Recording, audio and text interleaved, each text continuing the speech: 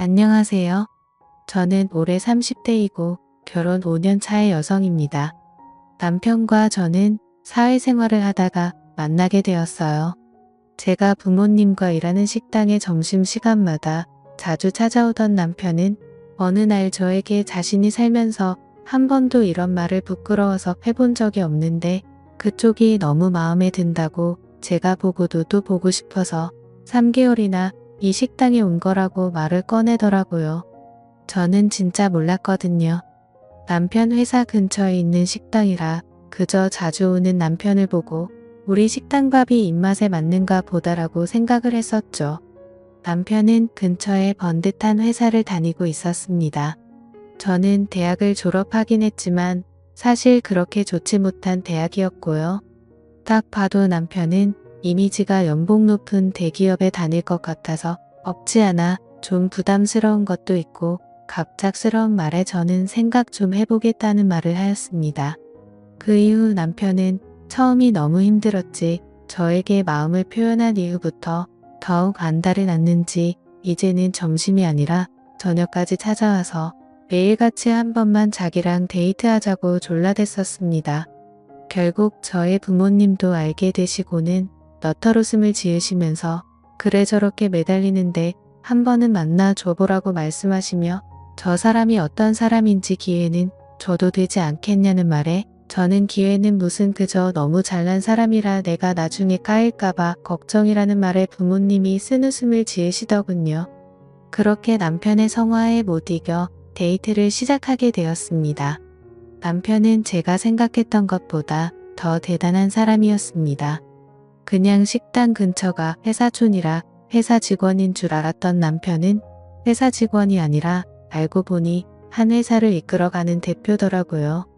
물론 직원이 아직 8명밖에 없는 조그마한 스타트업 회사 대표라고 그리 큰 것도 아니라는데 월 매출이나 순이익은 들을수록 제가 상상도 못 해본 수준이었고 학교 또한 명문대를 졸업한 남자였습니다. 그래서 첫 만남 이후에 집에 와서 곰곰이 생각하다가 진짜 이건 아닌 것 같다고 자기와 너무 차이가 나서 부담된다니까. 밤에 남편은 저를 찾아와 손을 붙잡고 잠시 끌고 나가더니 저에게 이렇게 말하였습니다.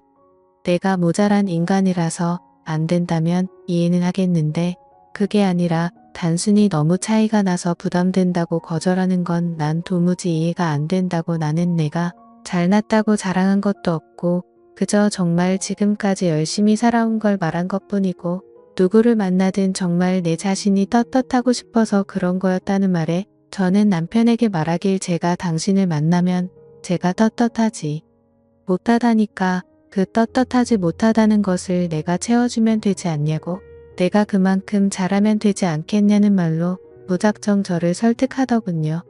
저는 그런 남편의 끈질김도 끈질김이었지만 그렇게 자꾸 매달리니 가랑비에 옷 젖는 줄 모른다는 말이 맞는지 어느새 남편에게 정이 들어버려서 끝내 사귀게 되었습니다. 솔직히 사귀면서 제 속마음은 내심 그저 저를 한두 달 만나다가 지치게 되면 금방 헤어지겠지라는 생각을 했지만 생각과 다르게 저희는 1년이라는 시간을 만나게 되었고 남편은 저에게 프로포즈까지 해서 결혼까지 하게 되었습니다. 남편은 자기가 입 밖에 내뱉었던 대로 여자들한테는 숙맥인 수준이라 처음 본 여자한테 말 건다는 건 진짜 상상도 못할 수준이었지만 책임감이 엄청 강해서 자기가 한 말은 반드시 지키려고 하는 노력하는 남자였습니다. 이런 남편의 좋은 성격이 결혼을 하고 나서 저에게 엄청난 스트레스가 될 줄은 결혼할 때까지만 해도 저는 전혀 몰랐습니다. 남편은 자신이 전셋집도 있고 그냥 저보고 몸만 들어와서 살라고 청혼했는데 그게 어디 말처럼 쉽나요? 저의 부모님도 그 이야기를 듣고는 그건 그렇게 하면 절대 안 된다고 안 그래도 남편에 비해서 모자란데 그렇게 정말 몸만 갖다가는 시댁에 무슨 소리를 들을지 모른다고 남편을 오히려 타박하시며 잠깐만 기다려보라고 말씀하셨고 그러곤 제 어머니는 무언가 깊은 곳에서 고이 간직하던 걸 꺼내 보시더니 저희 예비부부에게 말씀하셨습니다. 딸 결혼을 지원해 주려고 정말 고이고이 조금씩 모아둔 돈이라며 1억이 들어있는 통장과 도장을 내주셨습니다. 그 이후로 제가 걱정되었던 건 바로 떨리던 시댁이었죠. 처음 시댁에 인사를 드리러 간 날 남편과 도련님 그리고 시부모님들이랑 첫 대면을 한 날이었는데 다들 저를 따뜻하게 맞이해 주셨는데 시어머니는 자기 아들과 너무나도 모자란 제가 마음에 안 드셨는지 대놓고 무시하고 면박을 주시더군요. 시댁이 잘 사는 줄 알았지만 그것도 아니었습니다. 남편 스스로가 성공해 나가는 과정이라 본인 전세와 집 그리고 모은 돈이 꽤 있을 뿐이지 시댁은 그저 평범한 집안이었고요. 남편이 버는 돈의 일정 부분을 시댁 살림살이 넉넉해지도록 지원해주는 수준이었습니다. 시댁의 차와 가구, TV 등 전부 다 남편과 도련님이 해준 거더라고요. 도련님도 남편이랑 성격이 많이 닮았는데 무려 동생은 의사였거든요. 이 집은 자식 농사를 진짜 잘 지은 케이스였고 다행히 아들 둘 다 성격은 시아버지를 닮아서 책임감이 강하고 약자를 돌보는 그런 성격이었어요. 시어머니는 그런 아들 일세를 엄청나게 부리는 여자였습니다. 첫 만남부터 제가 그리 마음에 안 드는 걸 대놓고 표현했지만 상견례에서 부모님 앞에서까지 그럴 줄은 몰랐어요. 상견례 식당에서 종업원이 음식을 가져다 주자 음식 장사하는 것들은 몸에서 음식 냄새가 배어서 근처에만 가도 코가 막힌다는 말을 저한테 대놓고 할 정도였죠. 저밖에 못 들어서 다행이었지 누가 봐도 저와 제 부모님을 비하하는 발언인 것을 알았습니다. 제가 너무나도 서운해서 나중에 그런 사실을 남편에게 말하자 남편은 제가 잘못 들었겠지라며 믿지 않더군요. 자기 엄마가 돈은 좀 밝혀서 그렇지 그런 경우 없는 소리를 하시진 않을 거라면서요. 그래서 저는 시어머니의 발언에 대해서 제가 잘못 들은 거라고 세뇌했습니다. 그렇게 결혼을 하고 나서도 저는 부모님 식당에 나가서 일을 하자 시어머니는 어느 날 저를 불러서 언제까지 그 부엌대기 같은 천한 일 계속할 거냐며 그것도 자기 아들 회사 근처에서 직원들한테 부끄럽게 뭐하는 짓거리냐며 저를 보자마자 소리를 질러대더군요. 저는 시어머니의 울음장에 순간 주눅이 들어서 아무 말도 못하고 있었고 심지어 시어머니가 말하는 욕을 다 듣고 있다가 집에 돌아와서 부모님께 시어머니가 자기 아들 직원들 다니는데 이러고 있는 게 마음에 안 든다고 했다고 하니 부모님께서도 그럴 수도 있겠다며 너도 그냥 가정주부로 이제 살으라고 우리도 이번에 건물 계약 기간 끝나면 옮길 거라고 하시더군요. 사실 저 때문에 옮긴 거였죠. 남편은 그 사실을 알고는 저의 부모님을 찾아가 말리려 했지만 막무가내로 진짜 부모님은 이사를 가셨습니다. 그때부터 저는 부모님 가슴에 못을 박았나 봅니다. 남편은 이왕 이렇게 된 거 그냥 저보고도 애 낳고 집에서 아이 육아에 힘써주면 훨씬 더 좋겠다며 자신이 더 열심히 일하겠다고 했습니다. 그렇게 제가 일을 안 나가게 된 남편은 빠르게 아이를 가지고 싶어 했고 그렇게 저는 2달도 채 지나지 않아서 아이를 임신하게 되었습니다. 근데 제가 집에서 쉬고 있는 게 그리 못마땅한지 그때부터 시어머니가 저를 매일같이 불러대더군요. 저희 집에서 시어머니 집 가려면 나름 거리감 있는 1시간 거리인데 그걸 하루 이틀도 아니고 매일같이 불러대서는 저에게 말하길 더 잘하는 일이나 한번 해보라고 말을 하더군요. 그게 무슨 말씀이시냐니까 시어머니는 저에게 짜증난다는 표정으로 얘가 왜 이리 말귀를 못 알아들어 음식 만들고 청소하고 그게 너가 식당에서 하던 거잖아라고 소리를 지르며 저를 그때부터 자기 신무처럼 부려먹기 시작하더군요. 그렇게 차비조차도 안 주면서 줄곧 불러내서 저를 막무가내로 부려먹었습니다. 그래도 배가 부르기 전까진 참았는데 어느덧 임신한 배가 점점 불러오고 제가 점점 몸이 무거워서 아이 때문에 몸도 무겁고 겁이 난다고 집에서 좀 쉬고 싶다고 말을 해도 시어머니는 저한테 소리를 질러대며 지금 시어머니 말 무시하냐고 그깟을 하나 배웠다고 일세 떠는 거냐고 누구는 애 안 낳아봤냐고 꾀병 부리지 말고 당장 튀어오라는 말에 어쩔 수 없이 끙끙대며 몇 번 더 가게 되었고 뒤늦게나마 남편이 그 사실을 알고 시어머니랑 대판 싸운 걸로 합니다. 그 이후로 시어머니는 제가 출산하기까진 안 불렀지만 남편에게 요구하는 게 한두 가지가 아니었어요. 매달 남편이 200만 원이나 용돈을 시어머니한테 챙겨주는데도 불구하고 생일이면 명품백을 받고 싶다는 등 누구 가족이 이번에 1,000만 원 들여서 하와이 여행을 갔는데 그렇게 좋았다는 등 비행기에서도 좌석 등급 중에 퍼스트 클래스가 그렇게 좋다면서 남편을 계속 압박하는데 저는 문득 아직도 기억나는 게 저랑 남편 아들은 저렴한 이코노미 좌석을 타고 어머니 아버지만 그 비싼 돈 있어도 타기가 부담된다는 1,000만 원도 넘는 퍼스트 클래스 좌석을 끊어들여서 유럽 여행을 간 적이 있습니다. 시어머니는 처음 퍼스트 클래스 좌석을 타보더니 앞으로 자기는 싸구려 저렴한 좌석은 못 타겠다며 좁디 좁은 이코노미 좌석을 타고 온 저희 부부에게 어찌나 자랑을 하는지 진짜 배알이 꼴리더라고요. 남편이 버는 돈을 마치 자기 주머니처럼 생각하며 남편을 만날 때마다 수시로 요즘 돈은 얼마나 들어오는지 물어보던 시어머니. 지금 다시 생각만 해도 치가 떨립니다. 압니다. 제가 얼마나 바보 같은지요. 돈 버는 남편이 그렇게 가만히 있는데 제가 시어머니랑 머리끄덩이 잡고 그렇다고 싸울 순 없었어요.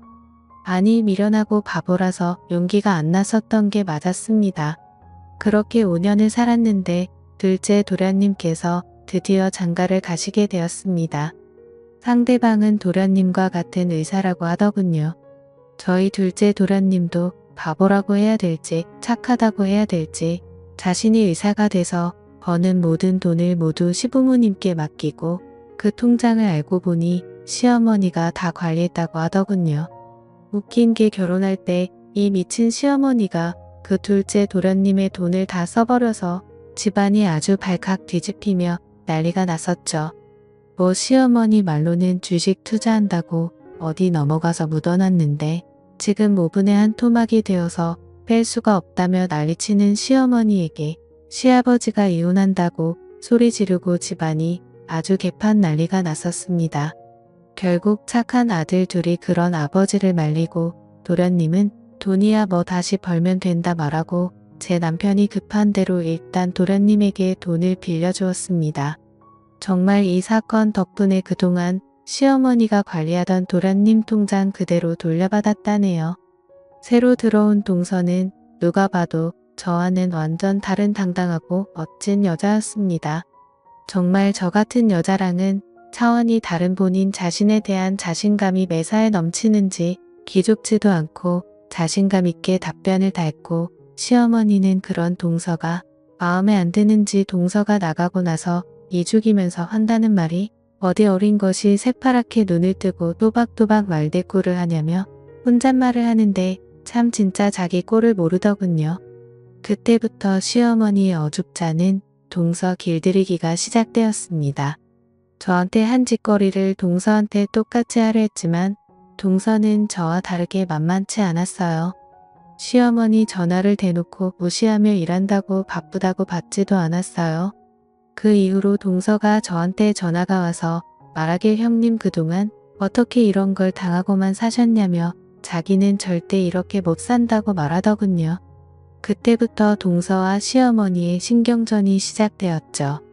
시어머니는 대놓고 둘째 도련님 돈들을 들고 가려고 하셨고 맨날 명품이다 어디 가고 싶다고 말하면 동서는 결혼할 때 한 푼 안 보태주셔놓고 바라시는 게 너무 많으시다고 면박을 주더군요. 진짜 옆에서 어찌나 속이 시원하던지 대박. 시어머니는 동서에게 그 말을 듣고는 얼굴이 울그락불그락해져서는 시어머니 말이 말 같지 않냐고 소리를 질러댔고 동서 역시 앉은다는 말투로 말 같은 소리를 해야 말을 듣죠. 어머님이 어디 나가서 1,000만 원 벌어와 보세요. 자기들 결혼식에 주식 도박질이나 하시다가 아들 돈까지 다 날려서 사실상 도움 하나도 준 것도 없으시면서 맨날 명품의 해외여행에 현실적으로 드라마 좀 그만 보시고 이제는 좀 정신 차리시라고 동서가 시어머니에게 쏘아붙이자 내심 저의 남편과 둘째 도련님도 맞다고 생각하는지 동서를 말리기는커녕 아무 말도 안 하고 있자 시어머니는 아이고 늙으면 죽어야 된다고 하더니 갑자기 짐을 싸서 나가버리더군요. 와, 그날 동서랑 전화하면서 너무 속이 시원해서 고맙다고 했었죠. 그러더니 결국 사고를 쳤습니다. 이 미친 시어머니가 둘째 도련님 집에 찾아와서는 도련님한테 전화해서 음식을 사왔는데 정말 맛있는 거라고 집에 놔두고 갈 테니 집 현관문 비밀번호를 받아서 아무도 없는 집에 문 따고 들어가 옷과 반지랑 돈 되는 귀중품 싸그리 도둑질해서 나간 거였죠. 뭐 자기 딴에는 자기 아들과 며느리가 고소하겠냐 싶었겠죠. 화가 나서 저질렀다는 건 아는데 저희 동서가 보통 동서인가요?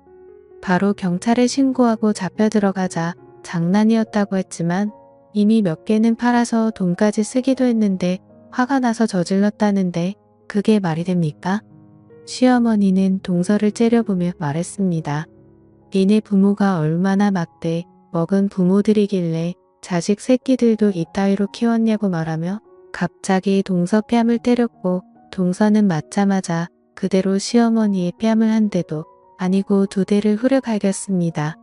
동서의 이런 행동까지는 전혀 생각 못한 시어머니는 자기의 빨개진 뺨을 두 손으로 당황해하며 부여잡았고 그 시어머니를 차가운 눈빛으로 바라보며 동서는 말하였습니다.